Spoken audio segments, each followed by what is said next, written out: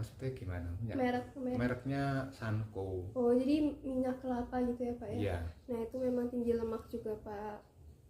Nah untuk dagingnya tadi Bapak kurang suka kan yang daging sapi. Nah tadi Bapak ayamnya lebih suka yang ayam bagian dada. Nah itu sudah tepat Pak, seperti itu. Lalu untuk lauk nabatinya, kacang-kacangan ini sudah benar, tahu tempe itu sudah baik ya Pak ya, sesuai seperti itu.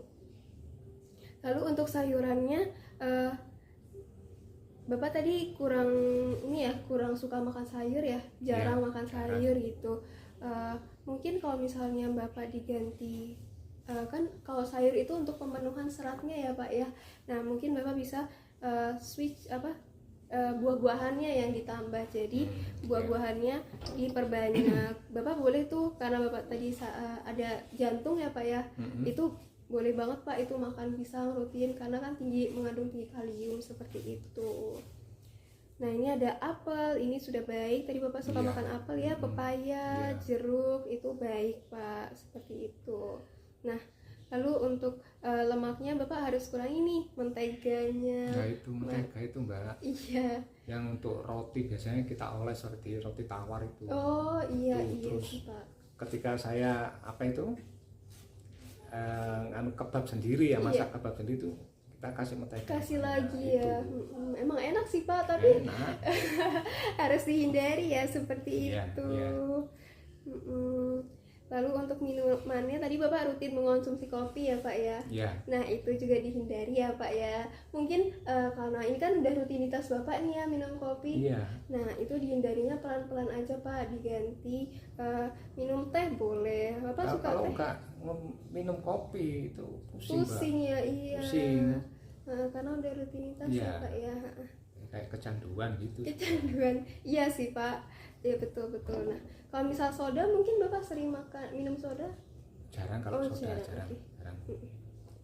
Nah mungkin bisa diganti ke teh yang rendah gula juga gitu Pak. Kalau rendah gula? Iya. Kalau kami itu pakai apa itu? Kayak Tropicana. Gulanya itu. Gulanya bukan gula pasir ya Pak. Bukan. Oke, itu udah baik banget sih Pak, karena kan takutnya kena ini ya gula darah tinggi gitu. Nah bumbu-bumbuannya semua bumbu-bumbu itu boleh. Nah yang dikurangi itu ya garamnya itu Pak, yang garam ini yang ditaburin itu, terus habis itu natrium itu ya Mbak ya? Iya natrium itu garam, betul. Garam dapur itu, lalu makan makanan ini Pak yang snack kemasan, kue kering itu sangat banyak sih Pak untuk mengandung natriumnya. Gitu. Nah biasanya itu kan biasanya kurang berasa ya Pak ya kalau misal garamnya cuma dikit gitu ya. Nah itu bisa Pak dikasih bawang putih, bawang merah yang lebih banyak itu biar lebih ada rasanya seperti itu. Sebagai ganti garam itu. Iya gitu. Atau mungkin Bapaknya berkenan untuk mencoba garam yang rendah natriumnya gitu? Iya, istri saya kadang-kadang pakai itu. Oh, sudah menerapkan ya Pak ya? Iya, sudah bagus sih Pak seperti itu. Jadi jadi bisa mengurangi lah untuk natriumnya. Jadi sehari-hari ini Bapak lebih sering makannya beli atau masak sendiri gitu, dimasakin istri? Kalau pagi dimasakan istri saya.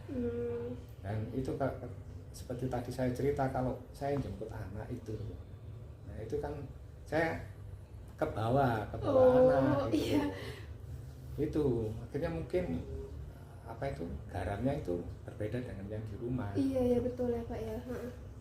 Iya sih Pak. Kalau misal kita masak sendiri kan biasanya bisa diatur ya seberapa garamnya gitu. Kalau misal di luar kan ya mereka juga nggak tahu gitu.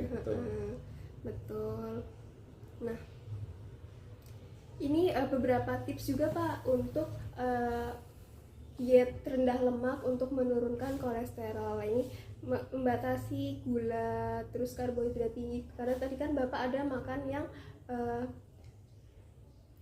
mie instan tapi nggak pakai apa-apa gitu ya Pak, nggak ada lauknya, nggak ada sayurnya seperti itu. Nah mungkin bisa ditambah lauknya, ditambah sayurnya, jadi lebih bergizi gitu. Nah ini untuk kuning telurnya maksimal 2 butir per minggunya. Lalu untuk sayurnya, karena Bapak kurang suka sayur, jadi mungkin buahnya bisa ditambah agar pemenuhan seratnya itu tercukupi seperti itu.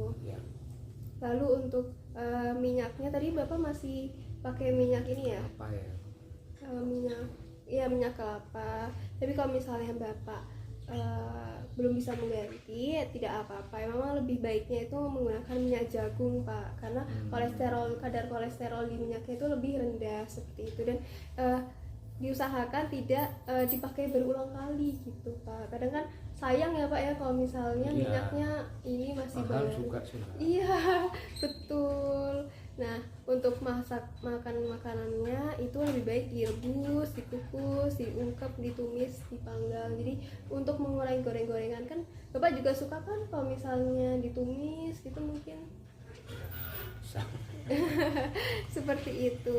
Dan aktivitas fisik Pak, tadi kan Bapak udah rutin ya, seminggu 2 kali. Nah untuk saran saya mungkin ditambah lagi Pak untuk durasi waktunya, karena dalam anjurannya itu seminggu itu 150 menit Pak, jadi seminggu 150 menit untuk olahraganya seperti itu. Nah mungkin itu saran yang bisa saya berikan. Mungkin dari Bapak berkenan untuk melakukan saran saya yang mana aja ya Pak? Ya, kalau memang saran yang tadi itu memang bagus ya untuk kesehatan orang-orang yang seumur saya ya. Mungkin bukan hanya seumur saya, tapi yang lebih muda juga ya. Betul. Itu insya Allah akan saya sebagai pedoman lah untuk saya sampaikan ke istri saya.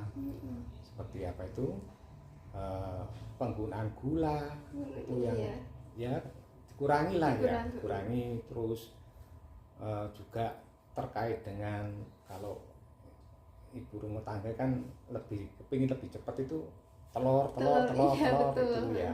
Nanti coba saya sarankan ke istri saya bahwa ya maksimal dua butir gitu ya, 2 butir satu minggu. Terus juga untuk